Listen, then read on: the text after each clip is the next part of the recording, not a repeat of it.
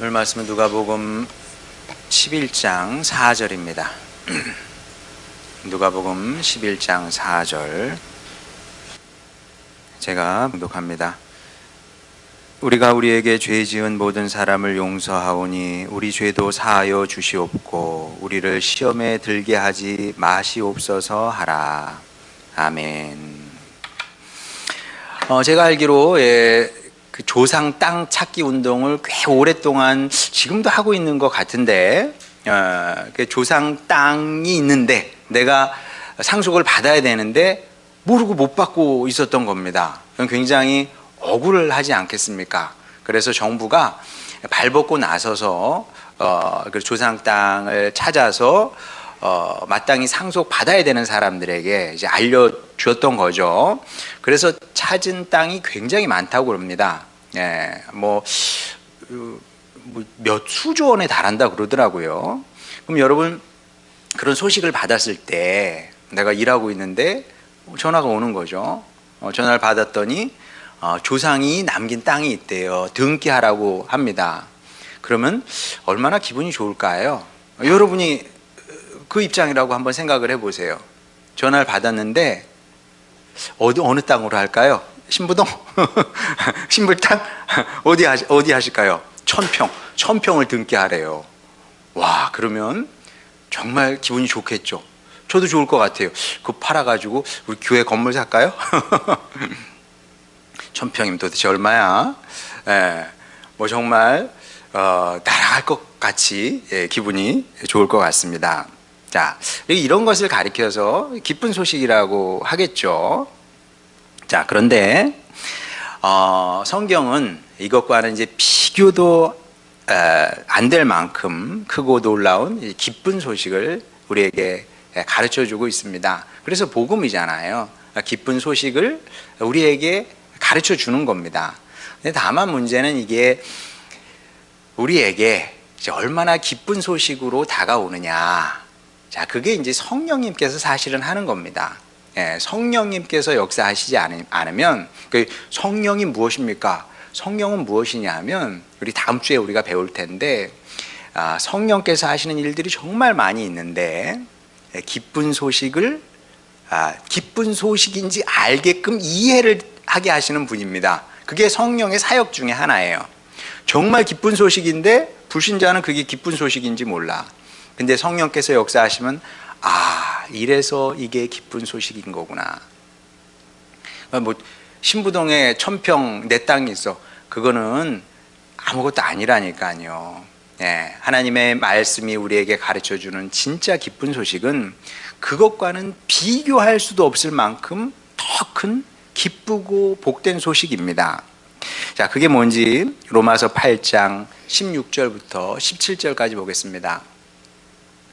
성령이 친히 우리의 영과 더불어 우리가 하나님의 자녀인 것을 증언하시나니, 성령님께서 오셔서 우리에게 가르쳐 주신대요.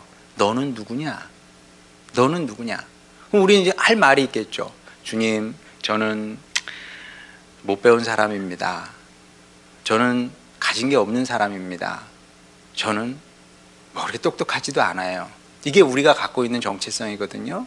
근데 성령님께서 오셔서 뭐라고 말씀하시냐 하면, 아니야, 너는 하나님의 아들이고 하나님의 딸이야. 그래서 성령님께서 오시면 그래서 눈물이 나는 거예요. 우리가 알지 못했던, 알았어도 마음 깊이 알지 못했던 그 진실을, 진리를 가르쳐 주시는 거거든요. 내가 누구냐? 나는 하나님의 자녀다. 그것을 증언하신대요. 그 다음, 자녀이면, 논리가 그렇게 흐르는 겁니다. 하나님의 자녀이면 또한 상속자가 된다는 거 아니겠습니까? 하나님의 상속자가 돼서 그리스도와 함께, 그리스도가 누구예요? 아버지 하나님의 독생자 아닙니까? 그 독생자 그리스도와 함께 한 상속자, 공동 명의자가 된다는 겁니다. 그러니까 우리는 아무것도 신불 땅에 땅 없습니까? 슬퍼하지 마세요. 천국이 다 우리 땅이야. 이미 명의돼 있어. 네. 자, 그러니까 우리 성도가 잘 사는 사람 보면서 배 아파하고 공평하지 않다든지 이렇게 말하는 거는 진짜 어처구니 없는 일입니다. 그는 어처구니를 넘어서 바보 같은 짓이다. 왜냐하면 우리는 이미 그건 사실 없어지는 거잖아요. 없어지는 거거든. 두고 가는 거야. 근데 우리는 영원한 하나님의 나라를 상속받은 사람이거든요, 이미. 그리고 그 상속받은 것을 누릴 사람 아니겠습니까? 자, 그런데 좋은 말씀이에요. 근데 우리는 어떻게 하나님 나라의 상속자가 될 수 있지? 이게 또 우리의 질문 아니겠습니까? 어떻게 상속자가 됐습니까? 자, 이렇게 질문을 하면 여기에 대한 답이 성경에 이제 많이 나오는데 그 중에 하나가 로마서 5장 10절 11절입니다. 곧 우리가 원수 되었을 때에 그의 아들의 죽으심으로 말미암아 하나님과 화목하게 되었은즉 화목하게 된 자로서는 더욱 그의 살아나심으로 말미암아 구원을 받을 것이니라. 그뿐 아니라 이제 우리로 화목하게 하신 우리 주 예수 그리스도로 말미암아 하나님 안에서 또한 즐거워하느니라. 자, 다시 10절 한번 보여주세요. 여기서 핵심은 무엇이냐면 곧 우리가 원수 되었을 때 누구와 원수가 됐습니까? 하나님 아버지와 우리가 원수였을 때 예수님께서 중재자가 되셔서 하나님과 우리의 화해를 이루신 겁니다. 중재자가 필요해요. 화해 사건이 이루어지려면 중재하는 역할을 하지 않습니까? 나라와 나라의 문제가 생겼을 때도 외교 특사를 보내거든요. 그 특사가 가서 중재 역할을 하는 거거든요. 근데 하나님과 우리 사이에도 중재자가 계시니 그분이 바로 예수님이고 그 중재자가 있었기 때문에 화해 역사가 이루어지게 된 겁니다. 그래서 우리는 예수님을 우리의 구원자라고 얘기하는 거고요. 또 예수님의 구원 사역 때문에 구원을 받았으니까 그분에 대한 고마움과 감사함을 갖고 살 수밖에 없는 거죠. 어쨌든 예수님 없이 하나님과 우리 사이의 화해는 이제 불가능한 일인 겁니다. 자, 그렇긴 한데 화해라는 말을 쓰게 되면 그러니까 이제 여기 약간 오해의 여지는 있습니다. 그러니까 이제 사람의 말이 성경도 하나님의 말씀이지만 사람의 말로 돼 있단 말이에요. 그러니까 불갑을 이렇게 약간의 오해가 생길 수가 있는 겁니다. 하나님을 아버지라고 해도 마찬가지예요. 우리 아버지는 항상 술에 취해 있었고 가정을 돌보지 않았고 그리고 때리기만 했어. 그러면 그런 사람이 갖고 있는 하나님 개념은 아버지 개념은 굉장히 좋지 않는 거거든요. 그러니까 하나님 아버지 그럼 무서워. 언제든 나를 때릴 수 있는 분처럼 느껴지는 거죠. 이런 어려움이 있는 거예요. 그래서 이제 목회자의 역할은 무엇이냐면 이런 오해를 걷어내는 역할을 하는 거죠. 또한 중재자가 돼서 여러분 안에 있을 수 있는 하나님에 대한 여러분 인상이라든지 아니면 뭐 신앙생활, 영적인 세계 이런 것에 대한 오해가 있을 수 있거든요. 이런 오해를 걷어내는 역할을 하는 건데 화해라는 말은 좋은 말입니다만은 여기에도 약간의 오해의 여지는 있을 수 있다는 겁니다. 어떤 거냐면 우리 어린 시절 한번 떠올려 보시기 바랍니다. 어릴 때는 싸우잖아요. 친구들하고 아무리 친한 친구하고도 싸우게 되거든요. 그러면 싸웠습니다. 뭐 그게 뭐 말다툼일 수도 있고 아니면 뭐 주먹질을 했을 수도 있어요. 싸웠어요. 그러면 서먹서먹해집니다. 서먹서먹해져요. 자, 그런데 아이들의 특징은 무엇이냐면 어른과 달리 어른이 주먹질을 했다고 쳐보세요. 그다음부터 이제 원수야. 안 만나. 말 섞지 않습니다. 근데 아이들은 그렇지 않거든요. 둘 중에 하나가 먼저 잘못했다. 사과를 해요. 그럼 사과하는 게 어렵지 않아요, 어린 아이들은. 그리고 화해를 합니다. 아니면 뭐 꼭 그런 과정을 거치지 않더라도 자연스럽게 화해를 합니다. 화해를 하고 뭐 언제 싸웠냐는 듯 다시 즐겁고 재밌게 놉니다. 자, 근데 중요한 것은 무엇이냐면 화해가 되기 전까지를 한번 생각을 해보세요. 화해를 하면 노는 거야. 근데 화해가 아직 안 됐어. 자, 그런 상태라면 서로가 서로에 대한 그런 좋지 않은 감정을 갖게 돼 있어요. 그렇죠? A는 B에게, B는 A에게 나쁜 감정을 갖고 있는 겁니다. 그걸 이제 적의, 적대감, 뭐 이런 말로 표현할 수 있겠죠. 자, 그리고 이제 여기서 굉장히 중요한 질문 하나가 제기가 됩니다. 자, 그렇다면 하나님과 우리 사람 사이의 관계도 이럴까? 쌍방이 서로 적대적인 감정을 갖고 바라보고 대해야 할까? 화해되기 전에, 하나님과 우리가 화해하기 전에, 그러니까 쉽게 말하면 여러분이 회개를 하지 않았어요. 그리고 세상에서 내 뜻대로 내 마음대로 막 살고 있어. 그럼 사실 이게 소외된 상태잖아요. 서로 사이가 안 좋은 거거든, 하나님과 우리가. 자, 그러면 하나님과 우리와의 관계가 그런 적대적인 관계냐? 이런 질문이에요. 자, 그러면 우리 관점에서 보면 그렇지. 사람은 하나님을 그렇게 보는 겁니다. 사람은 하나님을 그렇게 보게 돼 있어요. 그리고 이거는 뭐 상식적으로 그런 겁니다. 하나님을 향한 사람의 적대감 혹은 뭐 악의 이런 것은 늘 있었죠. 한번 보도록 하겠습니다. 요한복음 3장 20절.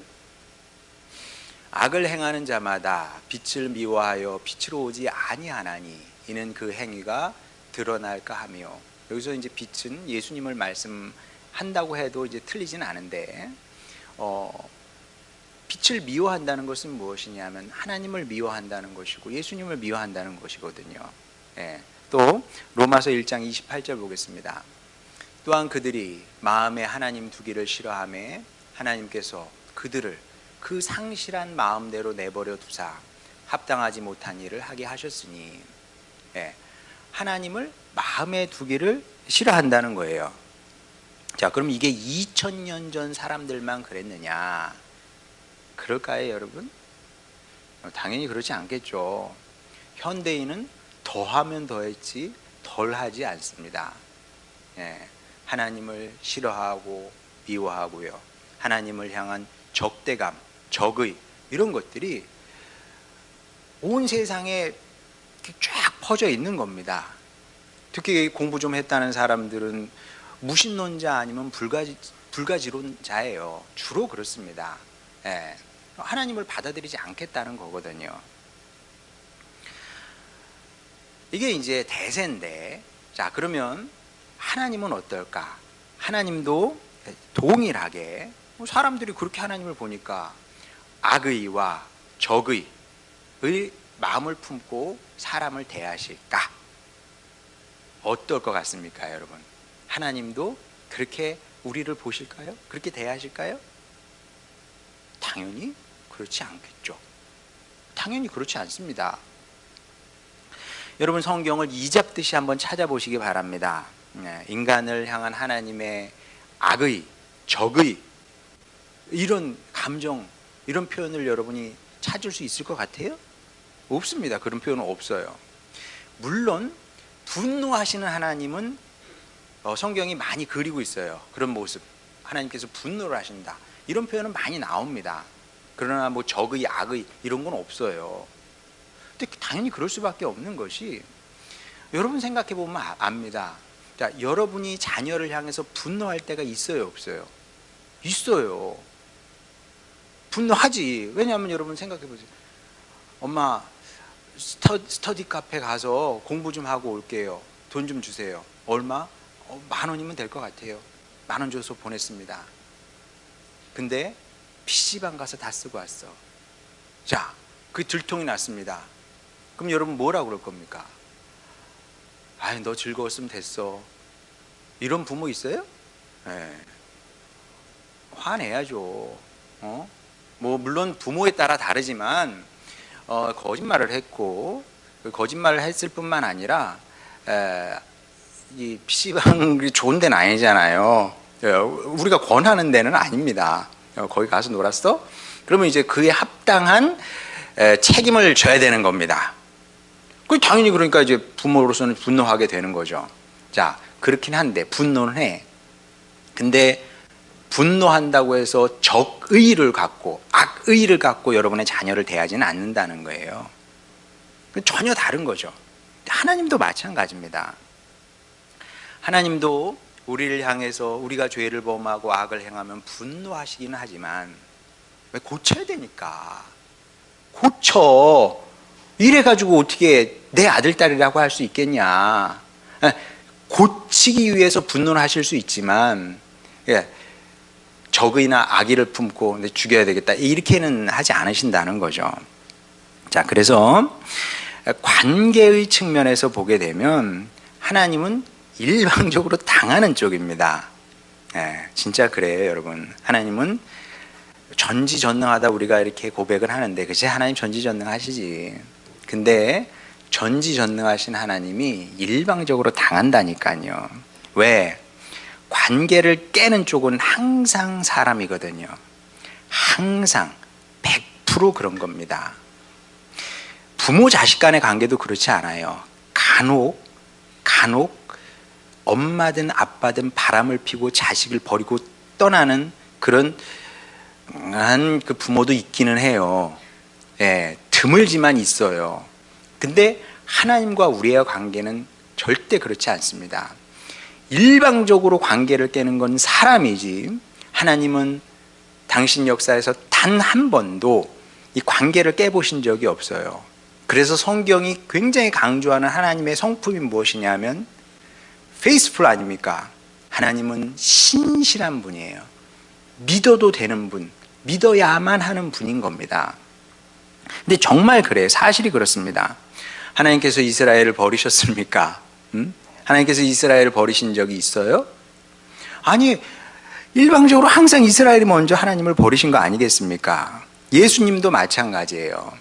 예수님께서 제자들을 버리신 적이 있습니까? 버리십니까? 예? 여러분, 그 요한복음을 읽다 보면 탁 하고 걸리는 부분이 나와요. 탁 하고 걸리는 부분. 이게 울컥하죠. 끝으로 가면 예수님께서 이제 아시잖아요. 제자들이 당신을 버리고 떠날 거라는 거 다 알고 계셨어요. 근데 요한복음이 뭐라고 말씀하고 있냐면 예수님께서 제자들을 사랑하시되 끝까지 사랑하셨다 그러거든요. 끝까지. 배신은 사람이 하는 거지 예수님이 하는 게 아니라니까요. 왜? 주님은 항상 손 내미시는 분이에요.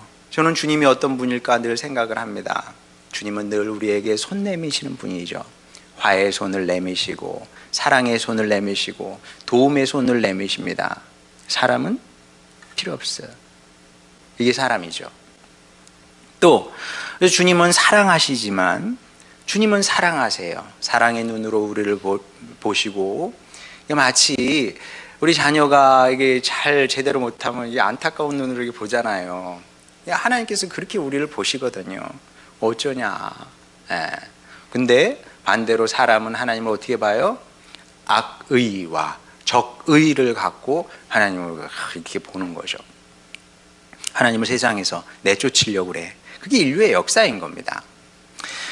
자, 그래서 관계를 망치는 건 항상 사람인데, 오케이. 이 원인 제공자가 누구가 됐던 간에 이렇게 하나님과 불화를 일으켜요. 그래서 불화가 그냥 어떤 상태가 돼버렸어요. 자, 이게 왜 끔찍한 거냐면 인생사 최악의 비극이 이거기 때문에 그래요. 인생사 최악의 비극이 이거다.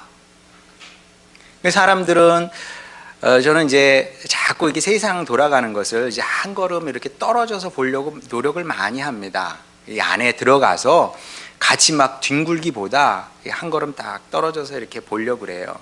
와, 5,000피 막 열광을 하잖아요. 그래, 좋을 수 있을 것 같아요. 그러니까 삼성전자 몰라요.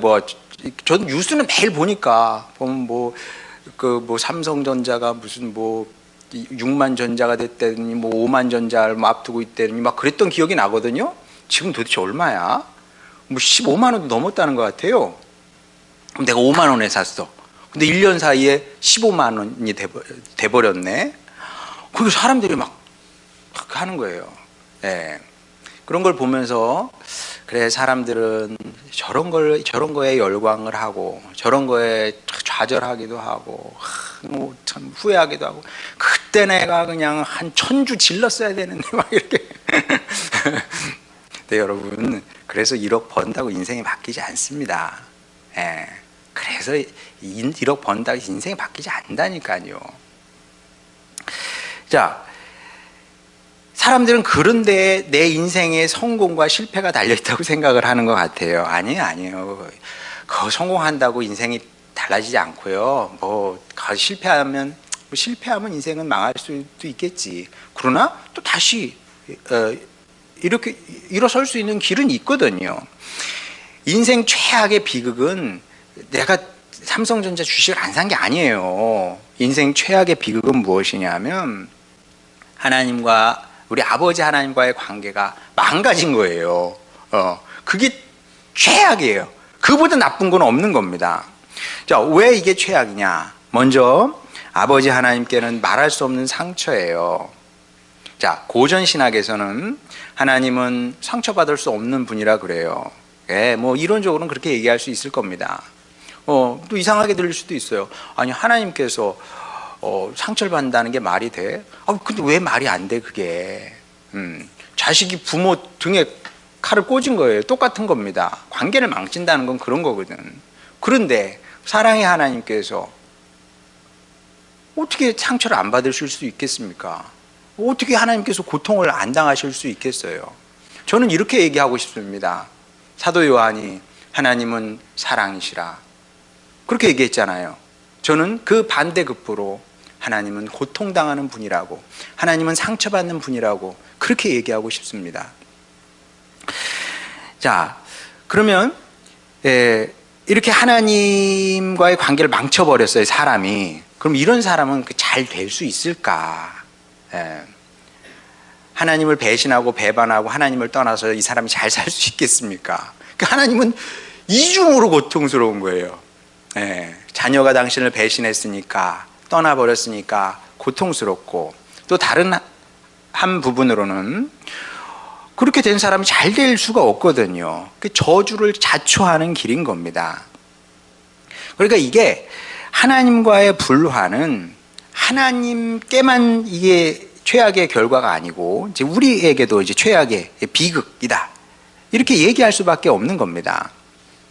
자, 그래서 예수님도 주기도문을 통해, 오늘 본문 말씀이죠, 시험에 들게 하지 마시옵소서, 이렇게 우리에게 가르친 겁니다. 가르치신 거죠. 여러분, 누가복음의 주기도문은 짧잖아요. 가르쳐 주신 기도의 내용이 그렇게 많지 않거든요. 근데 그 마지막이 무엇이냐면 시험에 들지 않았으면 좋겠습니다, 그런 이 사실을 가르쳐 주신 거거든요. 왜냐하면 저는 이게 그 예수님의 좀 피 끓는 심정이라고 생각을 해요. 시험에 들면 안 된다. 시험에 들면 안 된다. 왜? 시험에 드는 순간 아버지 하나님과의 관계가 끊어지고 망가지는 것이기 때문에 그렇습니다. 모두를 슬프게 하는 것이고요, 모두를 이게 비극으로 몰아가는 일이거든요, 이것이. 그리고 제가 목회자로 살면서 이게 조금 그 주님의 마음을 배운 것 같아요. 예수님께서 왜 이런 기도를 가르쳐 주셨을까? 주기도문을 통해서 많은 기도로 내용을 가르쳐 주실 수도 있으셨을 텐데 시험에 들지 말라는 기도를 가르쳐 주신 거거든요. 이유가 있는 겁니다. 그리고 그 마음을 조금 배웠어요. 왜냐하면 제가 목회를 해보니까 목회하면서 여러 가지 슬픈 일을 경험을 하죠. 슬픈 일, 어려운 일을 경험합니다. 근데 그 중에서도 최고 슬프고 끔찍하게 생각하는 것이 무엇이냐면 성도들이 시험에 드는 겁니다.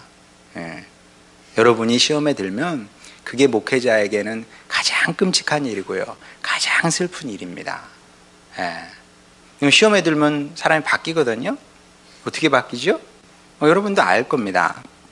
시험에 들면 눈빛이 달라져요. 그래요, 안 그래요? 눈빛이 묘하게 달라집니다. 그럼 달라진 눈빛을 보고 있으면 철썩하고 이 마음이 무너지고 그 다음에 속에서 한숨이 나오고 아버지 어떻게 합니까? 눈빛만 달라집니까?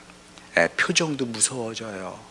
얼굴이 예뻐야 되는데 표정이 무서워지고 말도 못돼지고 나오는 말이 못돼 뾰족하고요. 그리고 교회를 적대적으로 대합니다. 무슨 얘기인지 여러분 아시죠? 그런 일들이 일어난다니까요. 교회가 사실 교회가 잘못한 게 별로 없어요. 물론 어느 교회나 부족한 건 있습니다. 우리 교회보다 좋은 교회 세상에 얼마나 많겠어요. 그런 좋은 교회하고 비교를 하면서 우리 교회는 이것도 없고 저것도 없습니다. 그럼 제가 뭐라 그러겠습니까? 근데 그건 좋은 태도는 아니에요. 마치 저는 제가 스스로 지금 생각해 보면 자랑스러워하는 부분 하나 있긴 있어요. 뭐냐면 우리 어렸을 때는 친척집에 많이 다녔단 말이에요. 우리 서울에 잘 사는 친척집이 있었습니다. 갔더니 1, 2, 3 냉장고가 있어요. 1980년대 초반에. 우리 세대는 알아. 1, 2, 3 냉장고가 뭔지. 아무도 없을 때 냉장고 문 열고 손 넣어. 선선한 바람이 샥 나와. 와, 그 집 가면요 침대가 있어. 우리 꿈이 있었거든요. 비행기 타보는 거, 바나나 먹어보는 거, 케이크 먹어보는 거, 침대에서 한번 자보는 거. 아무도 없어. 가서 누워봐. 야, 침대구나. 근데 하나도 부럽진 않았습니다. 왜냐하면 나는 우리 엄마 아버지가 있으니까. 우리 엄마 아버지 사는 그 집, 우리 할아버지께서 6개월 동안 지으셨다나 그 진흙 이겨가지고 풀 같은 거 섞어가지고 그렇게 지으셨대요. 우리 집을. 제가 낳은 그 고향 집을. 지금 없어졌지만 얼마나 허술했겠어요. 나는 거기가 좋은 거야. 뭘 부러워해? 자, 그러니까 교회도 사실은 마찬가지예요. 교회는 하나님께서 여러분에게 주신 어머니와 같은 존재거든요. 어머니가 좀 부족할 수도 있지, 못 배웠을 수도 있지. 저희 어머니요? 초등학교 근처도 못 갔다니까. 초등학교 근처도 못 가셔서 성경 읽으시면 이렇게 이런 식으로 읽으신 거죠. 말하자면 하늘에 계신 우리 아버지, 이런 식으로 읽으셨어요. 글도. 저는 저희 어머니를 한 번도 부끄럽게 생각해 본 적이 없어요. 늘 자랑스러운 우리 어머니지. 당연히 그래야지. 제가 우리 어머니 그 모유 먹고 크고 우리 어머니의 사랑을 받아 자랐는데 잘 배우고 또 좋은 집안에서 이렇게 자라신 그런 아주머니를 보면서 저분이 우리 엄마였으면 좋겠다. 그거는 사람도 아니지. 교회도 마찬가지죠. 다른 교회하고 비교하면 되겠습니까? 우리 교회는 이것도 없고 저것도 없다 그러면 제가 뭐라 그러겠습니까? 죄송합니다. 이렇게 말하는 수밖에 없어요. 근데 이유는 또 있어요. 또 시험에 들어가면 다양한 시험에 들어가지고 이렇게 되는 겁니다. 그럼 말이라도 통하면 좋은데 시험에 든 사람의 특징은 무엇이냐면 귀를 막아요. 귀를 막고 다른 말 듣지 않습니다. 그러니까 이제 참 속된 말로 미치고 팔짝 뛰기는 거죠. 시험에 들면 교회는 미치고 팔짝 뛰는 겁니다. 그럼 도대체 왜 이러냐? 제가 볼 때 답은 하나밖에 없습니다. 누가복음 22장 3절 보겠습니다. 12 중의 하나인 가룟인이라 부르는 유다에게 사탄이 들어가니.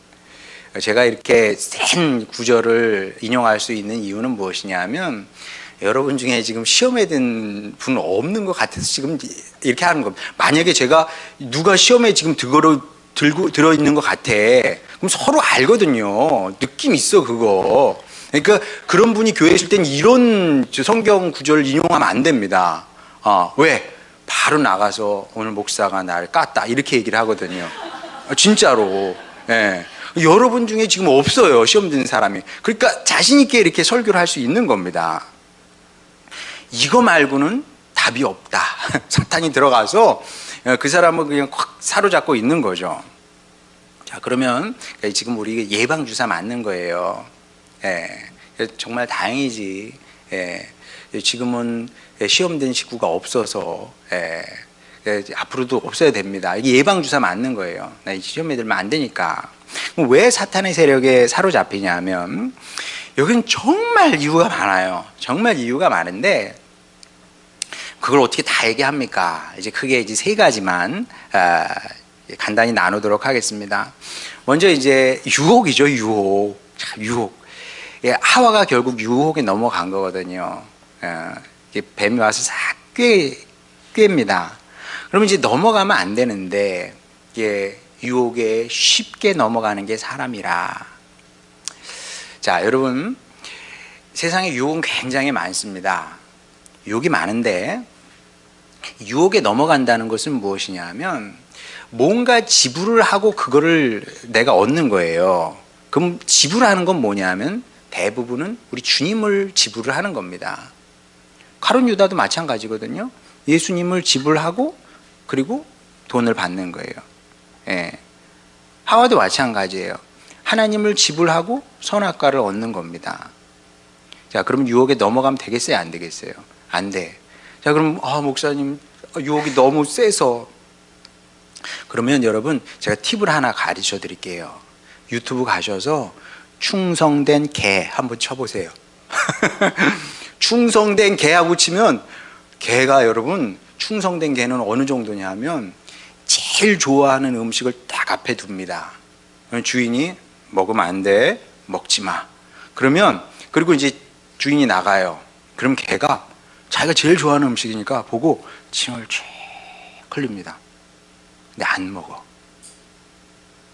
개도 유혹이 안 넘어가요. 무슨 얘기인지 알겠죠? 무슨 얘기인지 여러분 아시리라 믿습니다. 유혹에 이렇게 자꾸 넘어가면 곤란합니다. 그럼 어떻게 돼요? 하나님을 팔아버리고 얻게 되는데, 그래서 하와가 도대체 뭘 얻었으며 가룟 유다가 뭘 얻었습니까? 가룟 유다는 돈 벌어가지고 써보지도 못하고 죽어버렸단 말이에요. 예, 제가 차마 얘기하긴 그렇습니다만 그게 끝입니다. 유혹에 넘어가면 그게 끝이에요. 내가 많은 걸 얻은 것 같지만 결국은 아무것도 얻는 건 없다. 자, 두 번째는 불만에 사로잡히면 또 시험에 들죠. 이건 뭐 출애굽 이스라엘 백성들을 생각하면 됩니다. 자, 출애굽기 17장 2절 보겠습니다. 백성이 모세와 다투어 이르되 우리에게 물을 주어 마시게 하라. 모세가 그들에게 이르되 너희가 어찌하여 나와 다투느냐? 너희가 어찌하여 여호와를 시험하느냐? 자, 출애굽 이스라엘 백성들이 이제 원한 게 있었어요. 원한 게 있었는데 하나님께서 바로바로 주시면 좋았을 텐데 무슨 이유 때문인지 하나님께서 바로바로 주시지 않았거든요. 그러면 기다려야 됩니다. 제가 좋아하는 말 중에 기다림의 위상이라는 그런 책 제목이 있어요. 이따 성경대학에서 벤스턴 목사님 얘기를 할 텐데 좀 길게 그분 얘기를 할 겁니다. 그분의 책 제목이 무엇이냐면 기다림의 위상, 기다림의 자세죠. 성도의 삶을 산다는 것은 기다림을 배우는 겁니다. 하루아침에 되지 않아요. 하루아침에 되지 않아. 믿었으니 바로 됐다, 거짓말. 그게 아니라 믿었으면 기다려야 되는 거예요. 아브라함이 75세에 주님을 만나지 않습니까? 아들이 주어지기까지 25년을 다 진득하게 기다리지 않습니까? 근데 보통 기다리지 못하거든요. 왜 안 주냐고. 왜? 하나님 전능하다며, 기도하면 준다며, 왜 안 줘? 자, 이래서 시험에 들어서 나가 떨어진 사람도 많습니다. 여러분, 멋있는 성도는 기다릴 줄 아는 사람입니다. 내가 원하는 게 오지 않았어. 그러나 주님께서 주실 줄 믿습니다. 하고 다 이렇게 눈이 오나 비가 오나 이 말씀, 약속하신 그분의 말씀을 믿고 기다리는 거죠. 기다리는 사람은 시험에 들지 않습니다. 기다리지 못하니까 시험에 드는 거죠. 그리고 마지막으로 고난 때문에, 인생의 어려움 때문에 시험에 들기도 합니다. 예수님의 제자들이 그랬어요. 누가복음 22장 31절 보겠습니다. 시몬아 시몬아 보라 사탄이 너희를 밀가부르듯 하려고 요구하였으나. 자, 악한 영이 우리를 밀가부르듯 한대요. 막 뒤 흔든다는 거죠. 우리를 무너뜨리려고 죽이려고 막 뒤 흔든다는 겁니다. 자, 그러면 이런 때 주님을 붙들면 되거든요. 주님을 꽉 붙들면 돼. 자, 그런데 이 두려움이 찾아오잖아요. 그럼 사람들이 주님을 놓고 뭘 붙들냐면 눈에 보이는 것을 이제 붙들려고 그래요. 근데 그 붙드는 것이 뭔지 아세요, 여러분? 실질적으로 내용을 보게 되면 사람들이 하나님의 손을, 주님의 손을 놓고 붙드는 것은 지푸라기라니까. 지푸라기. 살겠다고 그걸 붙드는 거예요. 그게 얼마나 기가 막힌 일입니까? 자, 이런 식으로 시험에 들어서 멸망을 자초하는 사람도 부지기수다. 너무나 슬프고 안타까운 일이죠. 사람들은 그렇게 말합니다. 건강을 잃고 재산을 잃으면 뭐 다 잃었다 이렇게 얘기를 해요. 근데 여러분, 건강을 잃고 재산을 잃는 것은 제가 볼 때 치명적인 건 아니에요. 뭐 물론 많은 것을 잃은 것이긴 하지. 내가 젊은데 건강을 잃었고 재산을 잃었다. 많은 것을 잃은 것은 사실입니다. 제가 그걸 부정하지는 않아요.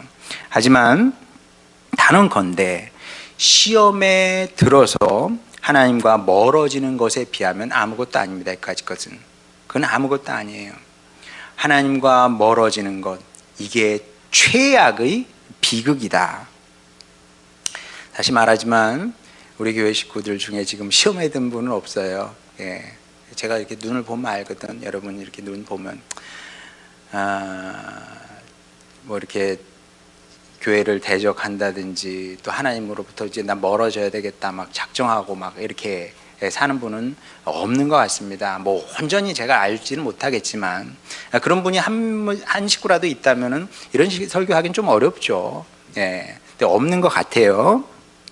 근데 가능성도 없는 건 아닙니다. 가능성도 없는 건 아닙니다. 누구나 시험에 들 수 있습니다.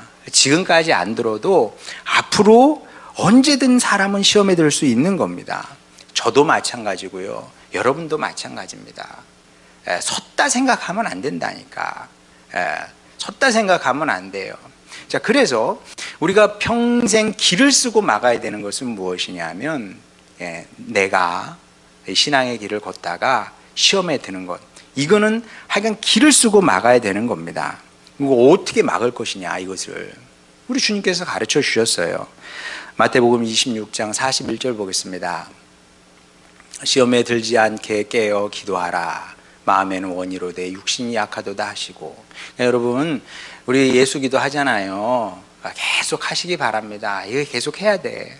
계속 기도해야 되는 겁니다. 사랑해 주님, 저는 연약합니다. 저는 부족합니다. 주님, 저를 지켜주시고 보호해 주시고 계속 기도를 하는 수밖에 없어요. 그리고 우리 마음에 정해야 됩니다. 내 일생에서 다른 것은 못 막을지라도, 그래 뭐 못 막을, 뭐 우리 힘으로 못 막는 거 많이 있잖아요. 다른 건 못 막아도 제가 이건 사생 결단하고 막겠습니다. 제 인생에 시험에 드는 일은 없습니다. 이런 자세로 이렇게 결심하고 결단하고 이 믿음의 길을, 신앙의 길을 걸어가시기 바랍니다.